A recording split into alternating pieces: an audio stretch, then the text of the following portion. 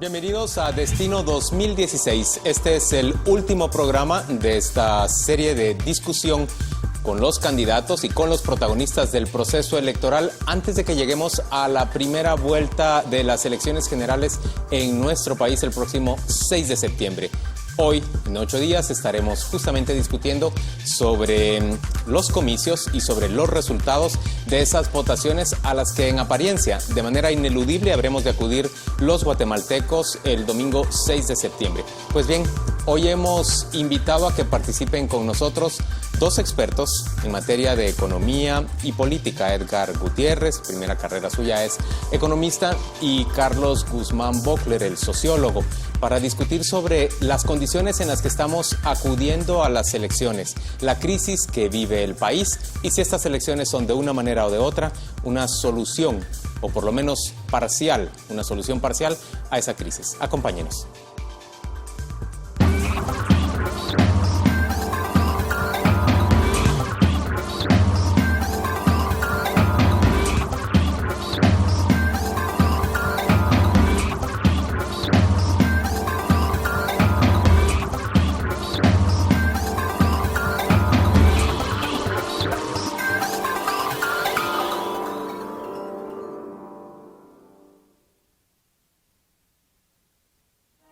En estas elecciones generales 2015, los guatemaltecos tendrán que ir a hacer algo que realmente no quieren hacer: votar.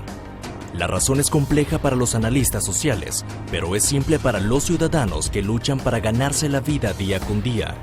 Todos los políticos son iguales de corruptos, sea Sandra Torres, Manuel Valdizón. Todos los diputados y hasta líderes sindicales metidos en política están cortando con la misma tijera de la corrupción. Y por eso gritan que en estas condiciones no quieren elecciones. No queremos viejos ni nuevos políticos corruptos. Queremos un cambio de la ley para que no se aprovechen de este movimiento los que quieren meterse como nuevos políticos y que quieren ir a huevear. O cambian la ley o el pueblo los va a hacer que la cambien, hijos de la gran puta. Ante este panorama, la campaña por el voto nulo se acrecenta. Los ánimos pudieron haberse calmado si las reformas a la ley electoral y de partidos políticos se hubiesen aprobado. Pero el último golpe contra esta esperanza lo dio la Corte de Constitucionalidad cuando no conoció los cambios, aduciendo que los diputados faltaron las dos primeras lecturas, solo con 80 votos y no con 105.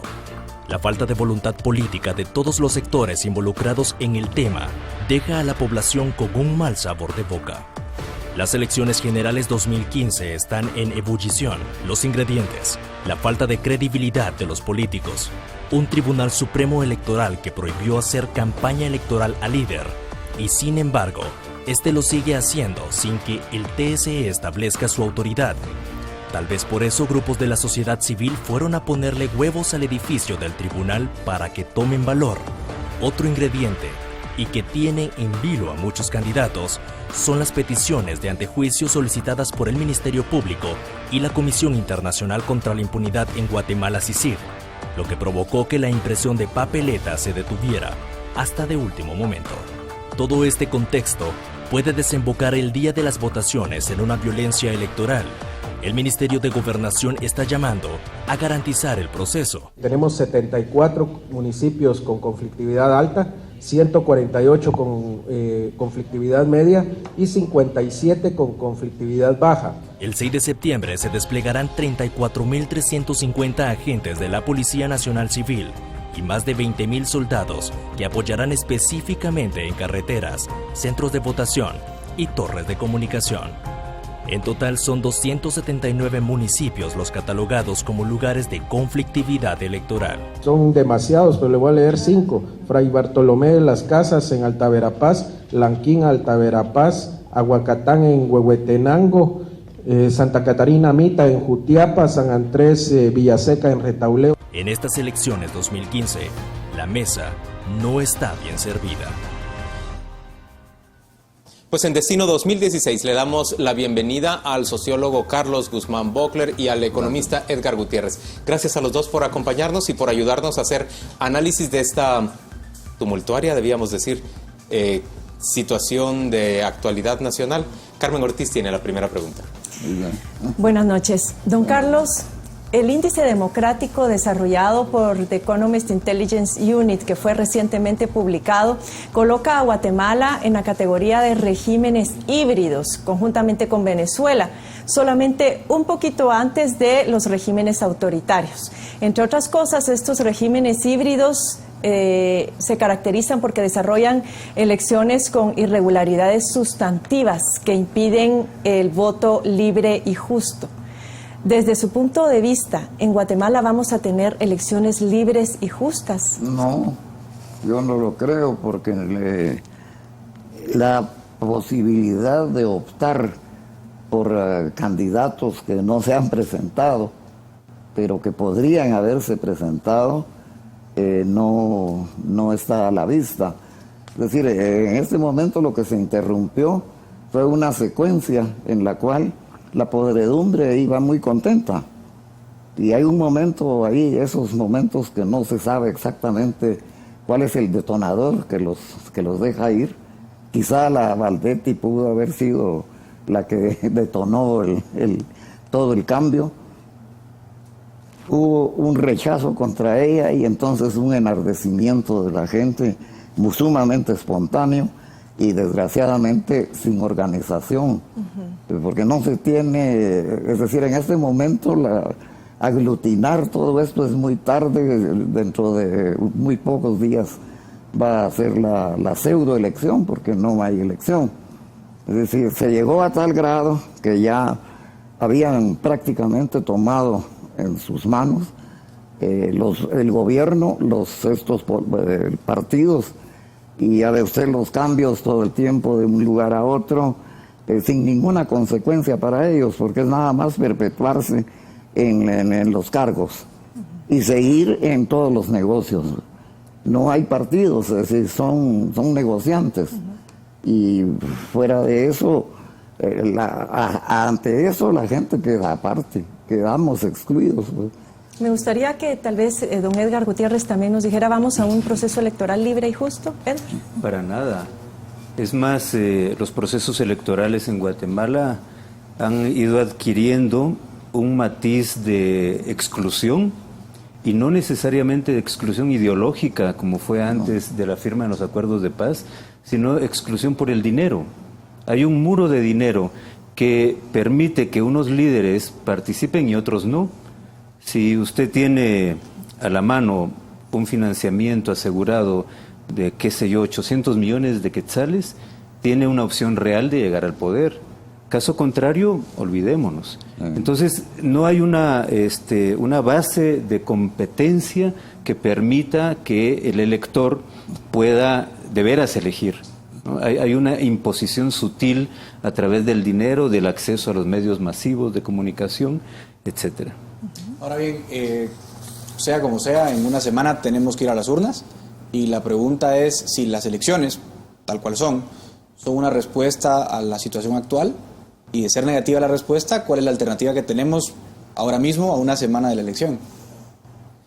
Bueno, a mi manera de ver, lo que se desató en Guatemala desde abril es un proceso de revolución ciudadana, y la elección programada previamente para el 6 de septiembre es un accidente en este proceso de revolución ciudadana. Ni la va a canalizar ni la va a interrumpir. El proceso va a continuar, y la elección simplemente se cumple por un formalismo, porque si no nos descalifican o pasamos a ser ya no democracia híbrida, sino un accidente democrático o una democracia distorsionada. Pero lo que quiero decir con esto es que la elección ni va a disolver la crisis que atraviesa el país, ni mucho menos la va a resolver. Don Carlos, ¿usted también piensa que la elección no resuelve en nada la crisis? Va a agravar la crisis. ¿La agrava, cree usted? Esa es la impresión que tengo, porque dado el trabajo ya largo que tienen algunos de los contendientes, es predecible quién más o menos puede ganar. Y eso significa consolidar todo lo que había antes de una manera pues legal, ¿no? A mí me parece que la incertidumbre va a crecer y en el caso de que haya grupos que verdaderamente sobresalgan de alguna manera o personas que puedan figurar como dirigentes de un cambio, sería posible, pero sería superar el estancamiento que va a significar esa elección, porque legalmente eso se queda así. Es decir, supongamos que gana este señor Valdizón, que es el que más misiones ha gastado, pero el partido de él está formado por todos los desechos de los otros partidos que se van simplemente a prorrogar ahí para seguir los negocios. Entonces, a la gente eso yo creo que ya va a ser, si no muy difícil, imposible que acepte. Don Carlos, cuando en otras ocasiones, en otros momentos, incluyendo la del 93, que es reciente, sí, hay algún tipo de reordenamiento, sí, o si vamos al 85, que venía el golpe del 82, o al 65, con lo que pasó entre el 54 y 63, o incluso al 44, en todos esos momentos hubo un espacio en el que no había participación política civil, sino que veníamos de regímenes de alguna forma autoritarios, y eso generaba que mucha de la población no participaba políticamente. Sí. Hoy no es el caso. Si hoy hubiera algún tipo de reordenamiento o rompimiento, quienes entrarían son muchos más de los mismos que han venido participando en política.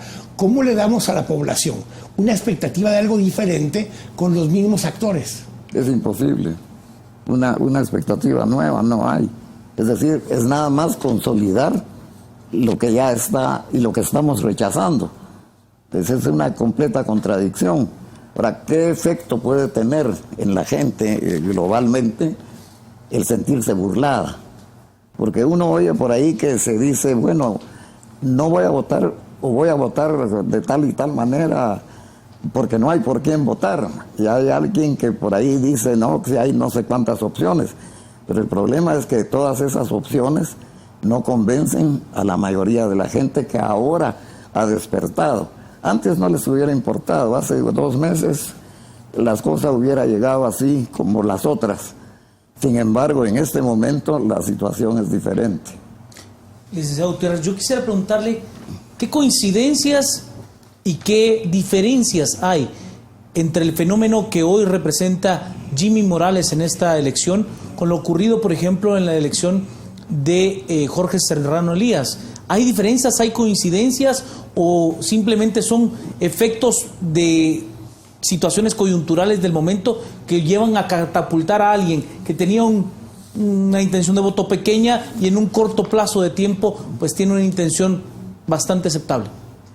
Yo diría que la gran coincidencia, o no sé si es coincidencia, pero digamos la semejanza, es que en el 90 hubo una lucha política entre la Democracia Cristiana y la UCN de Jorge Carpio, una lucha muy cerrada, muy dura, que en algún momento llegó a fatigar al electorado.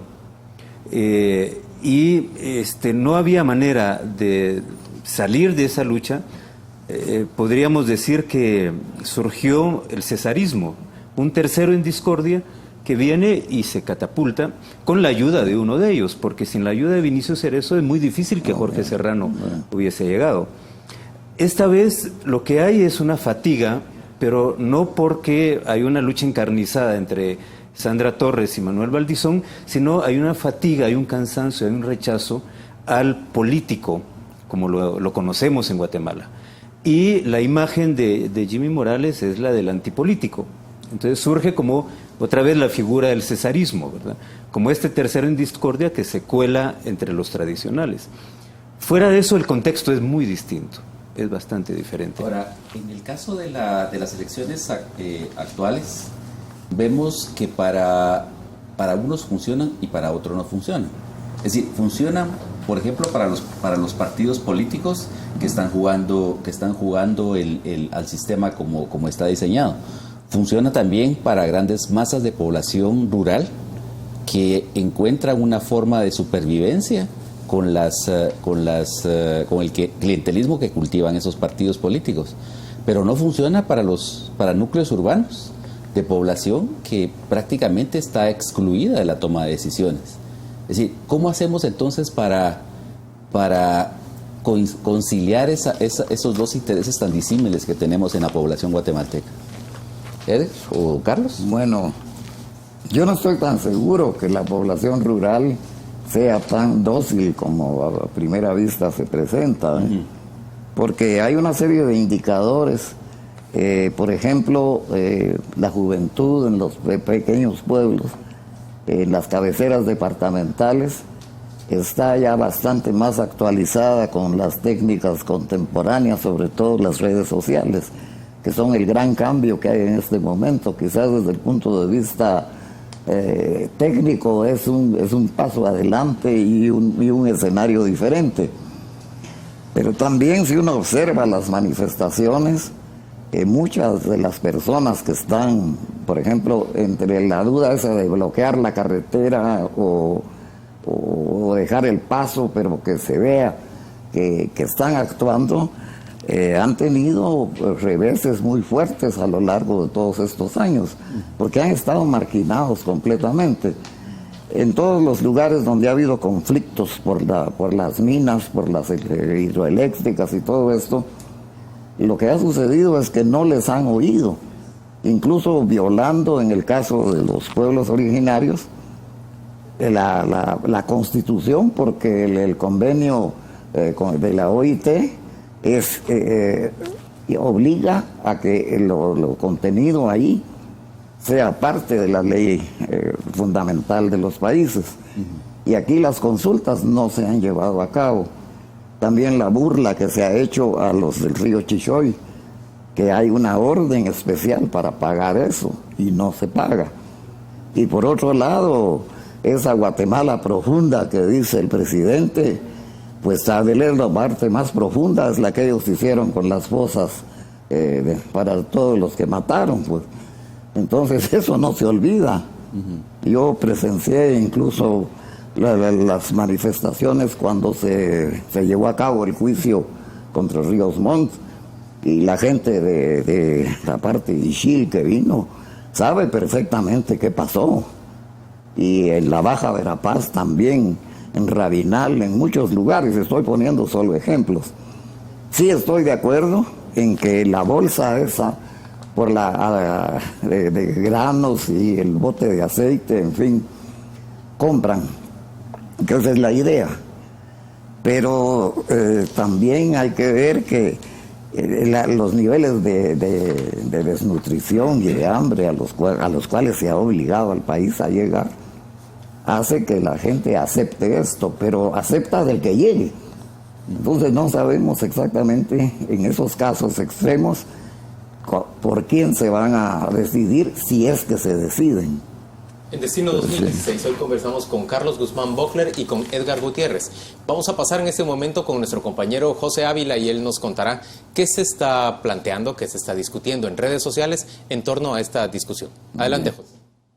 Muchas gracias, Juan Luis, y muy buena noche a usted por continuar en sintonía de Canal Antigua. Efectivamente, como tú lo decías, Juan Luis, nos visita Carlos Guzmán y Edgar Gutiérrez, quienes analizarán la coyuntura nacional previo a las elecciones a celebrarse este 6 de septiembre. Ante ello han sido muchas las reacciones a través de las redes sociales. Vamos a pasar directamente a Twitter e iniciamos con el comentario de Dea Chacón, que dice: las elecciones son la inercia de la norma. La ciudadanía busca una respuesta política eficaz, misma que los partidos no dan. Vamos con Mario García, que dice: ¿creen ustedes, analistas, que el domingo habrán elecciones pacíficas? Rodolfo Francisco dice: ¿cuál es el riesgo de que Edgar Barquín, por el partido líder, llegue al poder estando vinculado al lavado de dinero?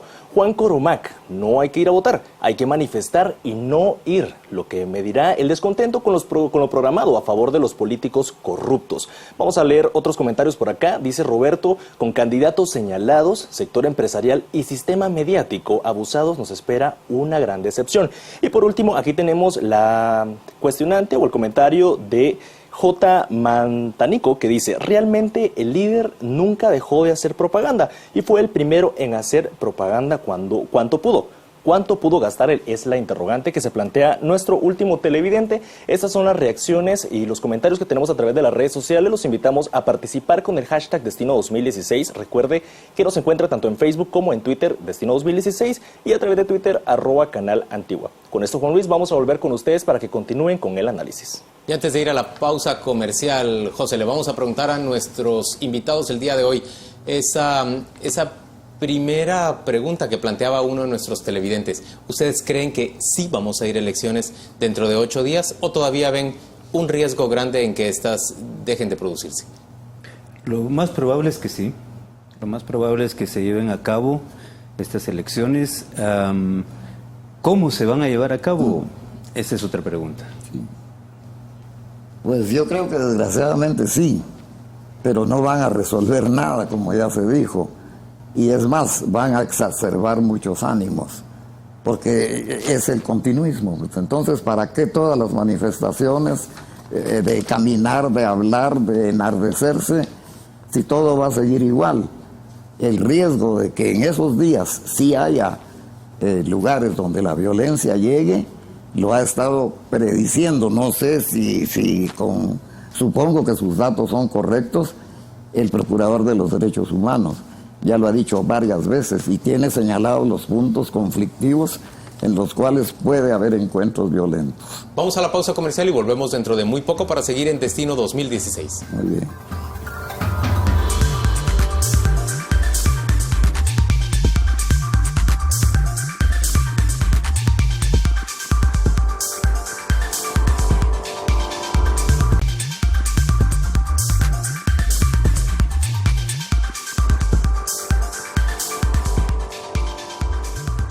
En el último Destino 2016, antes de las elecciones del 6 de septiembre, nos acompañan Carlos Guzmán Bockler y Edgar Gutiérrez para hacer análisis de esta compleja situación nacional.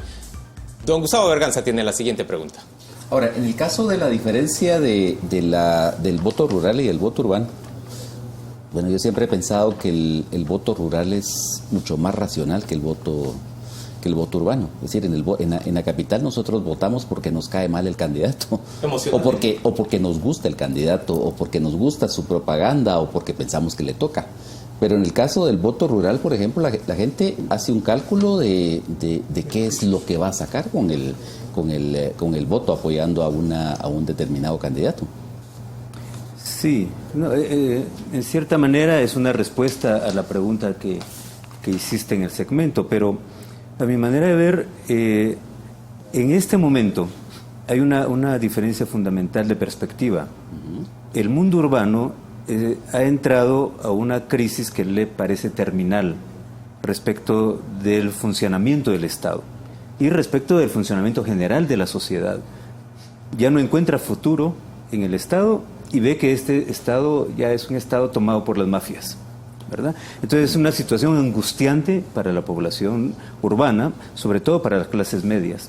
En cambio, para la población rural o poblaciones rurales, esta es una crisis más. La población rural ya está acostumbrada a vivir en una crisis y sabe que una crisis permanente y sabe que unas elecciones no le van a sacar de esta crisis. Entonces hay una actitud hasta cierto punto cínica también en cómo enfrentar la oferta electoral. Ahora, pero ¿cómo hacemos entonces para conciliar esas dos áreas? Pues, porque quien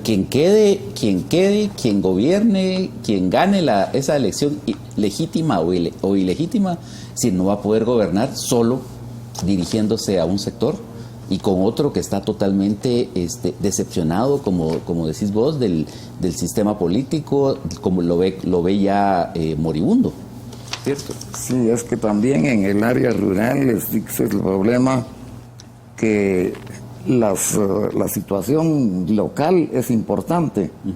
Quienes juegan ahí es más decisivo para ellos que quienes van a gobernar lejos, porque no se entiende muy bien la conexión directa. Y por el otro lado está ya un desencanto obvio que es la migración. Es decir, su país no les da de comer, ni hay esperanzas de que lo tengan. Entonces queda esa puerta abierta y lo que declare Obama, etcétera, no les llega o les llega distorsionado. Entonces todavía en muchos lugares existe la idea de que la salvación es irse al norte, pero también las mafias están metidas ahí, porque hay una especie de contubernio entre el reclutador del migrante, de preferencia si es niño ahora, luego es el abogado o el notario que va, bueno, el prestamista que le va a dar el dinero y el abogado que va a hacer el documento en el cual se compromete a pagar. Y en algunos casos lo que les piden es como una especie de hipoteca sobre el pequeño terreno que tengan. Y hay casos en los cuales no es hipoteca, sino de una vez compraventa. Y pasado cierto tiempo llega el nuevo dueño con la policía, porque también entra el juez de paz y todo esto. Es todo un círculo maldito. Y eso lo han sufrido. Relativamente aquí cerca, yo conozco algunos casos en Patzum, por ejemplo, y cerca de Patsicía. Es decir, está muy cerca de aquí. Pero más lejos, ¿cuántas personas hay ya fuera del país que siguen vinculadas nada más porque si no la familia no come? Entonces, ese es otro tipo de angustia que no lo relacionan mayormente con lo que suceda en la capital. Edgar, y también para don Carlos, pero a ver, la frustración, especialmente en el área urbana, como lo diferenciabas, es latente, y ahí va a estar, no importa quién gane, porque aún y no ganara el que en esta ocasión le toca ser el más odiado, que es Manuel Valdizón, como lo fue la vez pasada Sandra Torres, aún y que no ganara, la frustración es por el modelo que tenemos y los políticos vigentes. ¿Qué perspectiva le vemos a un próximo gobierno dentro de ese ambiente con una clase media urbana que ya no acepta y ya no quiere ese modelo y que va a enfrentarse a no importa quién quede de presidente? ¿Qué perspectiva tiene eso? Es muy complejo para el próximo gobierno porque efectivamente se puede ganar con el voto rural, pero no se puede gobernar en contra de las poblaciones urbanas. Es más, para mantener el apoyo rural, necesitaría dinero, programas clientelares, y no va a haber dinero. No solo porque las arcas están semiquebradas y va a ser muy complicado, sino porque la economía internacional tampoco ofrece un clima adecuado para que entre dinero. Al revés, ahora estamos viviendo del petróleo barato, pero ya comenzará a encarecerse el crédito, los precios no se recuperan de nuestras materias primas, entonces complicado. Si no tienes de tu lado poblaciones, el apoyo político urbano y tampoco con qué es mantener tu apoyo rural, tienes que acudir a otros recursos que ya no son clientelares, son políticos, son acuerdos. Solo voy con don Carlos, agregándole a eso, y el problema que decía de financiamiento, Edgar, los bancos multilaterales también han dicho que no vuelven a dar recursos al gobierno guatemalteco mientras no haya cambios trascendentales en el manejo de la transparencia. Se agrava aún más la condición que decía Edgar. Sí, por supuesto, y es que también esa presión internacional que ahora se quejan los que recibieron ayuda años y años, ¿verdad? Incluso para destruir gente, está preocupada por la lluvia de migrantes, sobre todo de los niños de los 3 países estos. Esa es en el fondo la razón por la cual han reaccionado. Me parece que por lo demás no están mayormente interesados. Estos son países muy pequeños que no pesan mayormente en el juego de ellos, pero sí esa migración y en época de elecciones allá. Porque esta gente que llega le da más razón a Trump que a los demás, y eso sí les preocupa a ellos, porque ellos piensan la política internacional en función de la política de Estados Unidos. Si uno revisa las redes sociales, quizás lo que más va a notar dentro de ese grupo de clase media urbana, aspiracional, es ¿por qué no cancelan al líder? Y la mayor crítica para con el trabajo del Tribunal Supremo Electoral es, si ustedes ya dijeron que se ha sobrepasado el techo de campaña, ¿por qué no los cancelan? ¿Cuál sería la explicación que habría de esto, licenciados? Bueno, es una pregunta para el Tribunal Electoral, ¿verdad? Sí. Pero evidentemente hay un cálculo de gobernabilidad, a mi manera de ver. O sea, yo como leo la ley electoral y el acápite donde está la cancelación, una motivación directa es sobrepasar el techo de financiamiento, de gasto de campaña. Y eso ya está sobrepasado. Entonces, el tribunal tuvo que haberlo cancelado. O sea, sin miramientos. Luego, si viene el trámite, que los amparos, que esto y lo otro, es otra historia. Pero la responsabilidad del tribunal se hubiera salvado. Sí, a mí me parece lo mismo. No hubo, posiblemente, en los votos no hubiera pasado eso. Ahí están divididos. Hay gente de ellos, pues, que piensa que tendrían una responsabilidad política, pero no están puestos para dirimir eso, sino a aplicar la ley electoral. Y estos son los pocos resquicios que les deja para detener pues en el fondo, una elección que no tiene sentido. Señores, el Tribunal Supremo nos dice, cuando le cuestionamos como periodistas, nos dice que la Constitución y las leyes de alguna manera les ata las manos. Por ejemplo, ellos tienen que garantizar el derecho a la presunción de inocencia de las personas que, aún estando acusadas de delitos tan graves como lavado de dinero, ya se encontraban inscritas como candidatos y por tanto no pueden desinscribirlos o proscribirlos por haber sido acusados penalmente. Dicen también, por ejemplo, que no pueden cancelar a un partido político por las decisiones de gasto de campaña excesivo, por ejemplo, de una cúpula del partido, porque estarían afectando el derecho a elegir y ser electos de una gran cantidad de candidatos a diferentes cargos de elección popular que marchan con ese partido. En el fondo, los ciudadanos parecemos presos de un sistema legal que está beneficiando sobre todo a una élite política corrupta. ¿A qué conduce esa sensación de aprisionamiento? A que continuemos en la misma, pues. ¿A eso o a un rompimiento violento? Ese es el riesgo real. El rompimiento violento podría ser, pero no hay elementos para la violencia real, ¿no? Es decir, ¿con qué se pelea? Pues una guerra es muy cara y además se necesita una preparación que nadie en este momento tiene. En 1944... esa lucha se dio con una asonada militar, en realidad. Naturalmente, y jugaron una serie de elementos que ahora no se presentan, porque el grupo de gente que se alza en 1944 era también de clase media, y de clase media urbana en su mayor parte. Y desde el punto de vista social, su ascenso social estaba detenido porque no tenían a dónde ir. Es decir, los pocos profesionales que salían de la universidad no tenían ningún horizonte burocrático porque eso ya estaba copado. Los jóvenes oficiales no tenían tampoco ascensos porque había más generales que los que tenía Alemania en ese momento. Entonces era imposible ascender socialmente. Y eso empuja mucho. Los maestros les pagaban 32 quetzales al mes a cada uno. Lo que usted nos está diciendo es que ese taponamiento que sentía la clase media en el 44 no lo siente hoy. Es distinto del de ahora, es distinto. Sí, porque ahora le da un sentido político de una proyección diferente. Pero en aquel momento la ventaja que tienen es que pueden hacer un acercamiento como se hizo con esa juventud militar y juntos ir adelante. Entonces el cambio fue indudablemente favorable, porque el país no había sido gobernado por gente vieja, por gente joven, quiero decir, desde nunca.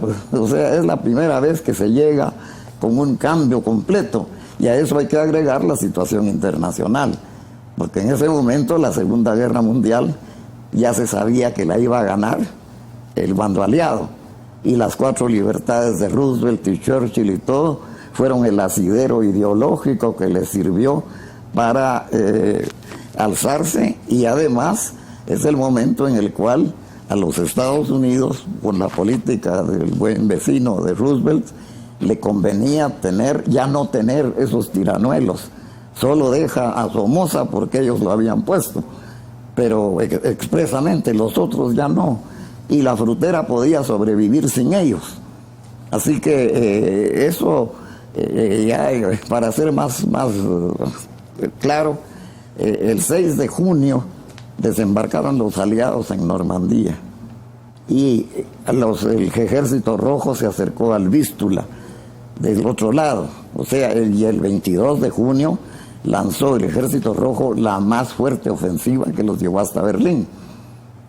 Eso pesó mucho, porque los tiranuelos estos que habían sido útiles para el imperialismo del Big Stick y la diplomacia del dólar, se deshacen, porque ya no les sirven.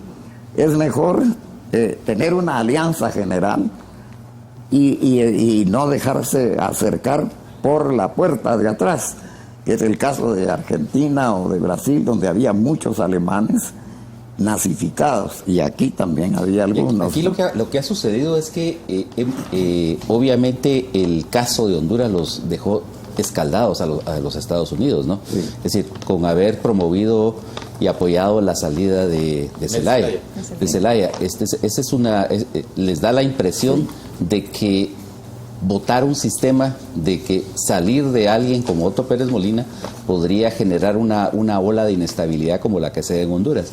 Y luego, por otra parte, es obvio que los intereses de Estados Unidos pues no coinciden en mucho con los intereses de Guatemala. Pues. Es decir, la reacción del embajador de los Estados Unidos fue muy tarde en apoyar las reformas a la ley electoral. Es decir, ya cuando la bola de nieve había crecido, vino el embajador y se sumó a la marcha de ustedes en la universidad, ¿no? Yo creo que la lectura que hace Estados Unidos de Honduras primero fue errada, porque en Honduras les aseguraron, les dieron garantías que no iba a haber golpe de Estado, pero saliendo de la reunión encontraron que en el aeropuerto bajando cajas con aparentes boletas que venían de Venezuela, y eso les hizo adoptar la decisión en ese momento, o sea, ni la consultaron. Tomaron a Zelaya, lo pusieron en un avión y adiós. Entonces, cuando pierden el control, Estados Unidos se pone nervioso. Y aquí pensaban que ocurría algo semejante, y es muy diferente. Guatemala es muy distinta a Honduras, 2009. Aquí, como lo ha demostrado la historia de estos últimos meses, es la permanencia de Otto Pérez lo que ha generado inestabilidad, y no al revés. Tengo una pregunta antes de irnos a revisar redes sociales. La voy a dividir en dos. Una es, ¿qué recomendación, a quién beneficia o qué ventajas o desventajas tiene el voto nulo y en blanco para Edgar? Y para don Carlos, ¿qué opina usted sobre las personas que están haciendo un llamado a la abstención y al voto cruzado? Bueno, yo creo que hay alguna mala intención de un tercero ahí, que sabe perfectamente que esos votos no van a contar y que van a ser favorables a quien obtenga una posible mayoría. ¿Y ventajas y desventajas del voto cruzado? Sí. Bueno, eso yo creo que de todos modos va a existir, es decir, alguien va a votar en una boleta por presidente y en otra por diputado. Aunque esa cultura todavía es muy incipiente en el país, casi siempre se transfieren los votos de la persona que simpatiza, el ciudadano, para el Ejecutivo, sí, al Legislativo también. Eso sería muy urbano, pienso yo, pero no solo de la capital, también de muchos de cabeceras departamentales. Edgar, ¿el llamado al voto nulo? El llamado al voto nulo, igual que el llamado al voto al abstencionismo, tiene eco en la capital y en los centros urbanos, y beneficia a Valdizón, sin duda, porque es el que tiene el voto rural. No tiene prácticamente nada que ganar en las zonas urbanas, tampoco Sandra Torres. Entonces, sí beneficia a Valdizón, en primer lugar, a Sandra Torres en segundo lugar, porque ellos ya tienen fragmentado el voto rural. Y aquí perjudicaría a Jimmy Morales, que es el que va primero en las encuestas urbanas, un poco a Suri Ríos, pero que no le logra fragmentar el voto a Jimmy Morales. Señores, vamos con nuestro compañero José Ávila, y él nos dice qué se está comentando en las redes sociales en este momento sobre esta discusión. Gracias de nueva cuenta, Juan Luis. Y es que han sido bastantes los comentarios que han surgido referente a la última pregunta que hacía Carmen Ortiz a los analistas sobre el voto nulo y el voto cruzado. Vamos a ver qué es lo que dicen de nueva cuenta en Facebook. Empezamos con el primer comentario y dice: nadie quiere ir a votar, pero si no vamos con uno que decida ir a votar por líder, nos pone a la soga al cuello. y a los demás. Solo por esa razón considero que sí hay que votar. Terminado el comentario por acá, vamos con Francisco Valdés, que dice: ir a votar es hacerse cómplice de un sistema injusto. Leemos otro comentario: creemos que votando podemos lograr algún cambio, cuando las elecciones mismas son parte del sistema que necesitamos cambiar. Vamos con Vic 507, que dice: si llegara a quedar Valdizón, ¿creen que eso sí pueda causar entre los millones de guatemaltecos ingobernabilidad? Es una pregunta que nos hace. Vamos con Meridán, que dice: como ciudadanos responsables, votemos. No nos dejemos engañar por voto nulo o no elecciones. Vamos con Luis Sosa y dice: considero que el pueblo, ha pedido cambios que no se han hecho y hay que ver acontecimientos esta semana. Analicemos el voto. Vamos con Inet Rodríguez, que dice: ¿habrá algún tratado o tribunal nacional o internacional que nos ampare para posponer las elecciones? Vamos con Zulema, que dice: hay que ir a votar en contra de la corrupción y que sea pacíficamente, como lo hemos estado haciendo hasta ahora.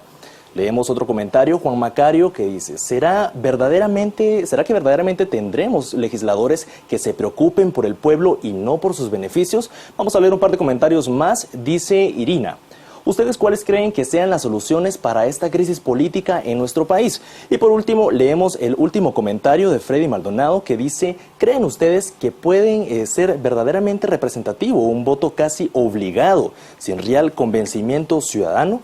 Esos son los comentarios que tenemos en las redes sociales. Agradecemos toda su participación. Somos Trending Topic en Twitter y volvemos con ustedes hasta el set principal para que continúen con las preguntas a los analistas sobre el panorama electoral 2015.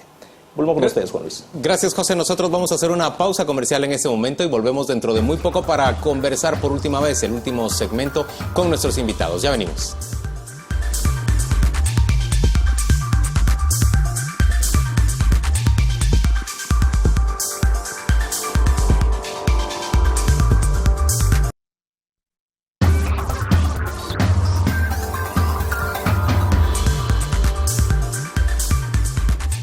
Estamos de vuelta en Destino 2016 y ahora es Quique Godoy quien plantea la siguiente pregunta. Entendiendo que a estas horas, dentro de una semana, estaremos recibiendo los resultados de las elecciones, la pregunta básica es: ¿qué escenarios tenemos a partir de ese 6 de septiembre a esta hora de la noche, don Carlos? Bueno, indudablemente va a ser una decepción general, ¿no? Salvo para los que creen que salieron electos y para los que creen que ganaron. Pero en realidad lo que ganaron es una desazón total en el país. En el fondo, esos resultados no reflejan lo que la gente piensa en este momento. Y desde luego la reprobación va a ser la consecuencia. Hasta dónde pueda llegar no lo sabría decir, porque la frustra. Aquí yo, don Carlos, sí. Lo que es interesante dentro de esta campaña es que todos los candidatos, salvo uno, están ofreciendo planes de gobierno para como que si las circunstancias fueran normales. Para 4 años. Para 4 años. Todos hablan de 4 años. Ninguno, salvo uno, Lizardo Sosa, habla de la crisis. Todos la ignoran en sus discursos. ¿Va a ser posible gobernar así esos 4 años con esas ideas? Es que lo de los planes de gobierno se les ocurrió hasta ahora. Porque no tenían necesidad de hacerlos. Iban ya sobre ruedas, es decir, ya la suerte estaba echada. Ya los que habían estado en los partidos de Ríos Montt y de todos estos ya estaban con líder. Y de manera que ya resuelto ese problema, ¿para qué van a hacer programas? Pues los programas que ellos hacen son inconfesables, porque no sabemos cómo se van a repartir las ganancias, si es que las hay, porque ya no las va a haber tampoco. Así que si uno ve esos programas, no son programas, pues, ¿verdad? Son casi folletines o volantes que se podrían tirar. ¿Para qué pensás vos, Ed? Bueno, referente al escenario. Sí. A ver, dentro de 8 días vamos a estar haciendo un recuento de votos y de daños. Pero antes de eso, tenemos que saber qué va a ocurrir con Otto Pérez Molina. Esa era la porque si ¿cuál es el papel de Otto Pérez? Es que Otto Pérez concentra la ira popular en este momento, el malestar general. Y si Otto Pérez sigue en el poder al 6 de septiembre, ese malestar se va a reflejar ahí en las urnas y en la conducta general de la gente ese día. Sí. Si Otto Pérez ha salido, la gente va a ir a celebrar el 6 con su participación. Con su participación. Para mí es una diferencia de matiz que a ver qué pasa. Pero bueno... Se lo planteo de manera puntual, licenciado Gutiérrez. ¿Llega el 6 de septiembre Otto Pérez? Eso no lo va a decidir él. Ya no tiene poder. Él podría decirlo aún, pero... Él no lo quiere, o sea, él ya hubiera salido. Porque él sabe perfectamente que en el momento que él renuncia, se va a la cárcel. ¿Ah? Sí. Entonces lo que está esperando es el antejuicio. Y al ir al antejuicio, entonces se pone en manos de Manuel Valdizón. Entonces es Manuel Valdizón el que decide. Imagínense qué democrático es el sistema. ¿Ah? Un personaje que además tiene interés en la elección va a decidir si Otto Pérez es antejuiciado o no. ¿Qué le conviene? Eso... Electoralmente, ¿de qué le conviene a Manuel Valdizón? A él le hubiera convenido el jueves quitarle, o sea, votar el antejuicio que ya estaba. ¿Sí? Y con eso sale héroe. ¿Y martes? Pero no lo entiende. Yo creo que sigue sin entenderlo. Yo creo que él va a llegar al 6 de septiembre y según como le salgan las cuentas, va a decidir el siguiente martes. Es que Manuel Valdizón tiende a pensar que llegando a la primera vuelta electoral y obteniendo un caudal relevante de votos que le permita quedar en primer lugar de esa primera vuelta, él legitima su posición y de alguna manera se empodera para salir a discutir con los factores reales de poder en Guatemala que se oponen a su llegada. Pero ¿qué pasa si la abstención es muy alta? Si el voto nulo es muy alto, si hay cantidad de... Si la distancia con el segundo lugar es muy corta. Y eso, ¿no? Ese es el tema clave. Si el margen de maniobra para él es muy reducido, sacrifica a Otto Pérez en 24 horas. Pero eso dice usted después de la primera vuelta. Sí. Sí, si no, no lo puede hacer todavía. En este momento, Otto Pérez tiene la ventaja de la presunción de inocencia, pues. Porque supongamos que mañana o pasado los diputados les da la gana llegar y entonces deciden que sí ha lugar a la formación de causa, es decir, de antejuicio. Bueno, pero el tipo no pierde la presidencia, porque de declarar que hay lugar al antejuicio, hay que ir al juicio. Y en ese momento las autoridades del Ministerio Público y estos serán los que pasan a actuar. Pero no es en un término tan corto como este, lo pueden llevar eso hasta el penúltimo día. O sea que tampoco resolvería un voto favorable del líder al antejuicio la crisis. No lo sabe, que más bien lo alargaría. No lo saben. ¿Y qué pasa? Sí. ¿Qué pasa si la CICIG tiene tan armado el caso? Sí, también. También. Y que pide la orden de captura. Inmediatamente. Sí. Eso en cosa de 72 horas, ¿no? Sí. Se puede estar ya ligando proceso y con prisión preventiva. Ahora, en medio de todo este clima, digamos, hablando de varios sectores, ya hablamos de Otto Pérez Molina, de los partidos políticos, del TCE, ¿qué rol tiene el sector privado, tanto CACIF como Capital Emergente, en medio de todo este escenario? ¿Qué rol tiene el CACIF y el sector privado? Bueno, siempre es un factor de poder sumamente importante. Sí. Ahora, en esta crisis no ha tenido el liderazgo que tuvo en la crisis de 1993, cuando hegemonizó el movimiento ciudadano. En esta crisis, es más, las empresas, o sea, no los dirigentes empresariales, sino las empresas, tomaron la iniciativa de ir al paro. O sea, se adelantaron a sus propios dirigentes. Eso da una idea que algo está ocurriendo ahí, que no existe la lucidez ni el horizonte de otras épocas. Y además hay empresarios emergentes con un peso específico que hace contrabalance al propio CACIF, y cuando CACIF está pidiendo la renuncia del presidente, hay Capital Emergente diciéndole: aquí tenemos nuestros cuadros y vamos contigo, le dicen al presidente. Ahora, ¿qué tan probable es, desde su punto de vista, que pasadas las elecciones primera y segunda vuelta pudiera impugnarse todo el proceso desde el principio y pudiera solicitarse la nulidad precisamente por todas las irregularidades que se han registrado desde antes incluso de la convocatoria hecha por el Tribunal Supremo. Hay que esperar que suceda eso para señalar concretamente cuáles son las irregularidades. Sí se puede, es decir, es un poco aventurado, pero sí se puede, que podría ser incluso una forma de calmar a la gente, porque si no...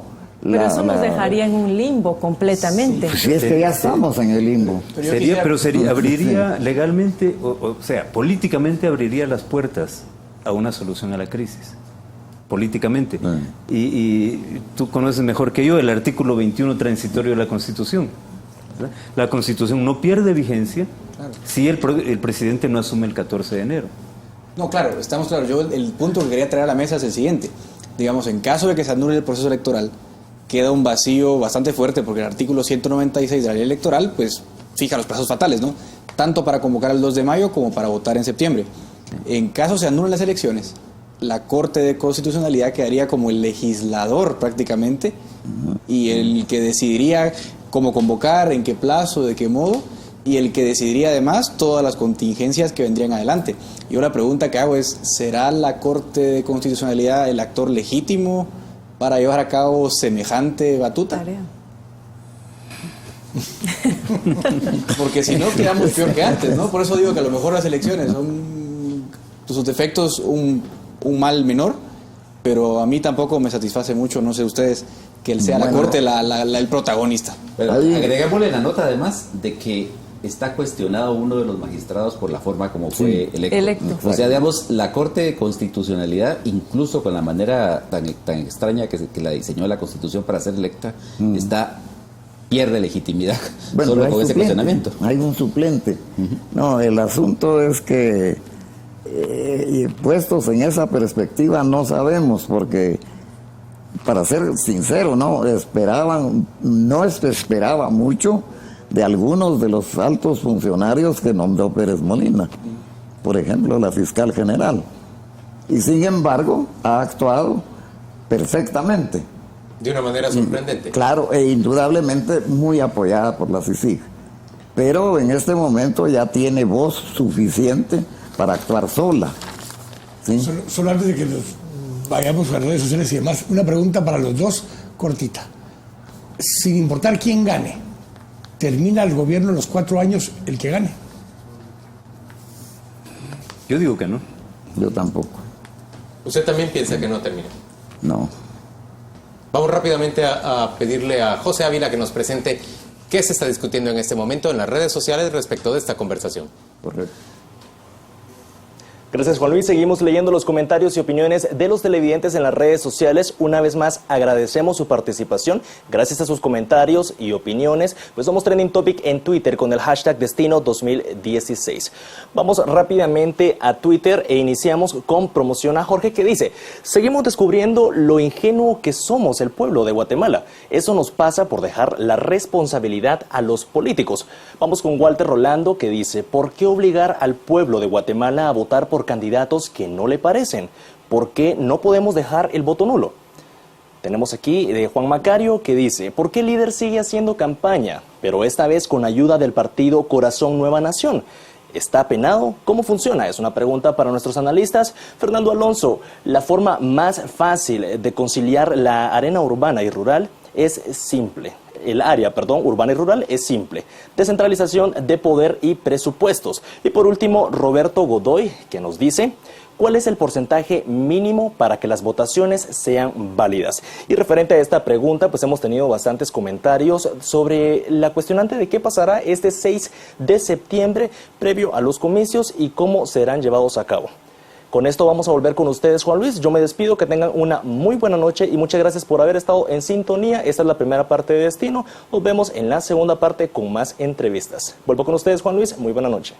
Muchas gracias, José. Don Carlos Guzmán Bockler, Edgar Gutiérrez. La última pregunta tiene que ser: los guatemaltecos estamos llegando al proceso electoral, al día de las elecciones, en las circunstancias más atípicas, menos esperadas de todo el proceso democratizador desde 1985 hasta la fecha.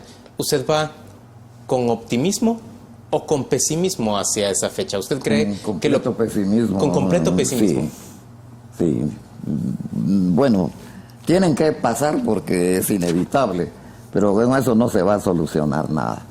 El problema político es de fondo y es general. Y con los resultados que ahí se obtengan, el desencanto o la oposición se van a manifestar más fuerte que como se han manifestado ahora. Eso se me ocurre, no estoy seguro. Edgar Gutiérrez. Sobre la elección propiamente no soy optimista, pero sobre el despertar ciudadano soy muy optimista. Yo creo que el hecho de que estemos hablando hoy de una crisis y que el corazón de la democracia, que son las elecciones, está dañado, es ya un gran avance para debates en el futuro. No podemos atar la democracia, no podemos atar el corazón de la democracia a un día de las elecciones. Tenemos que tener más flexibilidad y menos dogmatismo democrático. Y yo creo que yo soy optimista respecto al proceso. Sobre lo que va a pasar el 6, no lo soy tanto.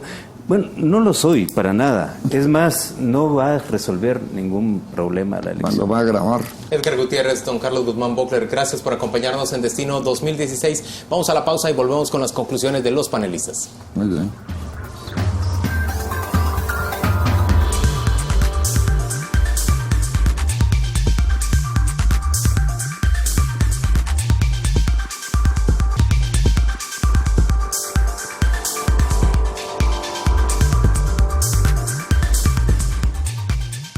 En Destino 2016, los panelistas presentan ahora sus conclusiones sobre lo que se ha discutido con Carlos Guzmán Bockler y Edgar Gutiérrez.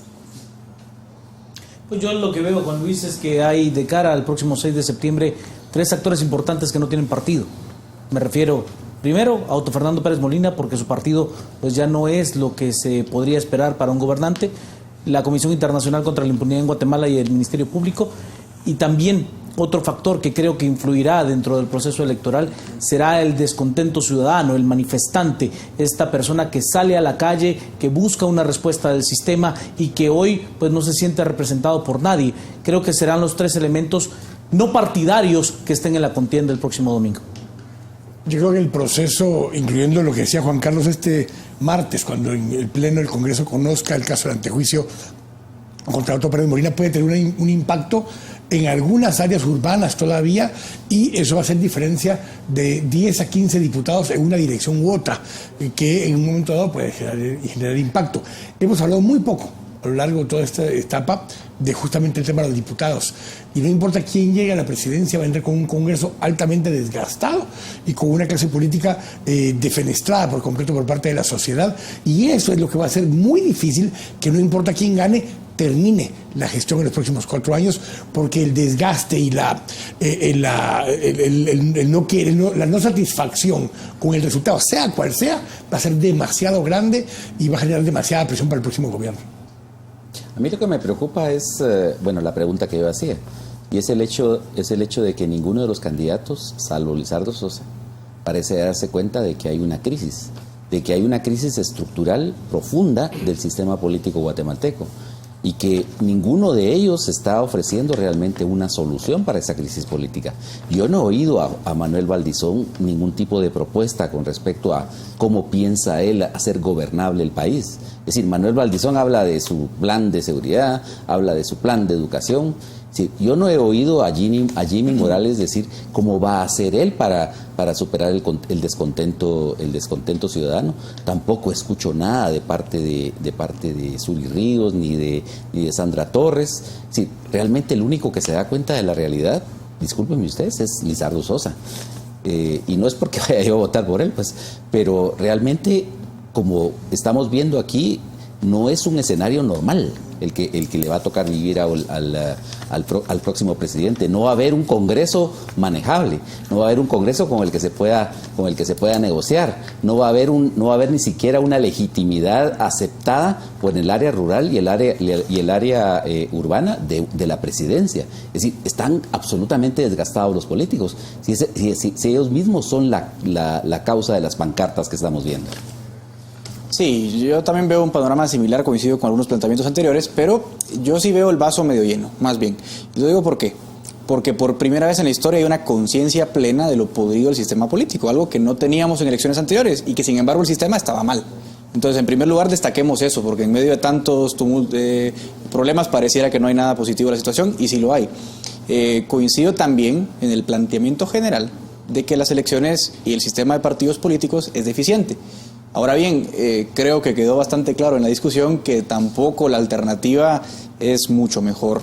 Así que yo creo que, nos guste o no, habrá elecciones en una semana, tendremos segunda vuelta en octubre, pero lo positivo de todo esto es que quien llegue, no importa, llámese Jimmy Morales, Manuel Valdizón, Sandra Torres, no tendrán un cheque en blanco y tampoco tendrán a una sociedad civil pasiva y amorfa como sí la tuvieron los gobiernos anteriores. Entonces, nota positiva, la ciudadanía despertó, nota negativa, el sistema sigue mal, pero habrá muchísima presión para quien llegue. Sí, yo creo que tenemos que resignarnos que en esta ocasión, como ellos admitían, no vamos a un proceso electoral justo ni libre precisamente, vamos únicamente a cumplir un requisito más de la democracia liberal. No se trata únicamente como cualquier empleado con el hecho de que marcar tarjeta por la mañana, aunque después me vaya a dormir al escritorio, ¿verdad? Que es parte de lo que suelen nuestros funcionarios hacer normalmente. ¿Qué es lo que tenemos que hacer como ciudadanos? Yo creo que el gran valor agregado es, ante el pesimismo que ellos señalaban, de que ir a elecciones únicamente puede agravar la crisis o va a ser la continuidad de más de lo mismo. Creo que no va a ser más de lo mismo en la medida en que la cultura política de los guatemaltecos ha cambiado. Y en la medida en que esa cultura política sea la que de ahora en adelante monitoree el desempeño de ese funcionario, allí va a estar el cambio. Y por eso, cabalmente, es que tenemos dudas de que el próximo gobierno llegue a terminar los 4 años que constitucionalmente le corresponderían, porque estamos conscientes de que ya no les vamos a permitir más abusos, de que vamos a estar vigilantes y de que no pasado el proceso electoral ya se olvidó todo, se tranquilizaron las aguas y en el 2016 vamos a dar la vuelta a la hoja de esta historia. No, al contrario, yo creo que en enero vamos a reactivar nuevamente esa observaduría ciudadana y de ahí en adelante van a haber procesos más intensos de monitoreo y es esa la única esperanza que tenemos actualmente, pero de que vamos a elecciones, a pesar de que todavía hay mucha incertidumbre, en algunos temor, en algunos esperanza de que algo pudiera pasar y esto pudiera recomponerse. Yo creo que tenemos que hacernos a la idea de que vamos, cumplamos con el requisito, pero aceptemos que somos nosotros los que tenemos ahora la responsabilidad de generar el cambio en esos gobernantes, aunque sean los mismos. A mí me gustó mucho esa comparación que hizo Carlos Guzmán Bockler entre el momento que se vive en 2015 y el momento que se vivió en 1944. Me refiero estrictamente a las condiciones nacionales. Una clase media que tenía acceso a una cierta prosperidad, pero que se sentía taponeada o sin posibilidades de crecer mucho más allá de lo que ya había alcanzado, porque la dictadura en realidad copaba todos los espacios y le cerraba posibilidades de crecimiento a esa clase media. No es lo mismo que ocurre en este momento. Y quizá por eso las condiciones en las que se desarrolla esta crisis política nuestra, más bien política que económica, debo decirlo, en el corto plazo, son mucho más complejas. Yo comparto con ustedes, y como lo dijeron nuestros dos invitados, la idea de que estas elecciones no resuelven absolutamente nada de la crisis electoral, de la crisis política. Es muy probable que incluso la agraven. Comparto también lo que ha dicho Edgar respecto a que es positivo que ahora haya surgido este movimiento nacional y este reclamo nacional, pero me preocupa enormemente que esa crisis tenga tal complejidad como la que se ha descrito el día de hoy, esté divorciado el área urbana del área rural y sobre todo que no parezcan existir cabezas viables, liderazgo alternativo que conduzca al país hacia una resolución de la crisis y una reformulación del sistema que satisfaga las necesidades que son bastante más difíciles de satisfacer en apariencia que las de 1944. Llegamos hasta acá al final de esta primera temporada de Destino 2016. Por supuesto, el próximo domingo vamos a elecciones generales y usted tendrá a lo largo de toda la noche del 6 de septiembre y la madrugada del 7 de septiembre, pues una cobertura amplia electoral de su canal Antigua. y a partir del siguiente domingo arrancaremos con la segunda temporada del Destino 2016, reformulando este programa para anidar, por supuesto, acá la discusión más relevante, no solo electoral, sino en términos generales del futuro de Guatemala en el año que habremos de arrancar dentro de muy poco. Gracias por acompañarnos y feliz noche.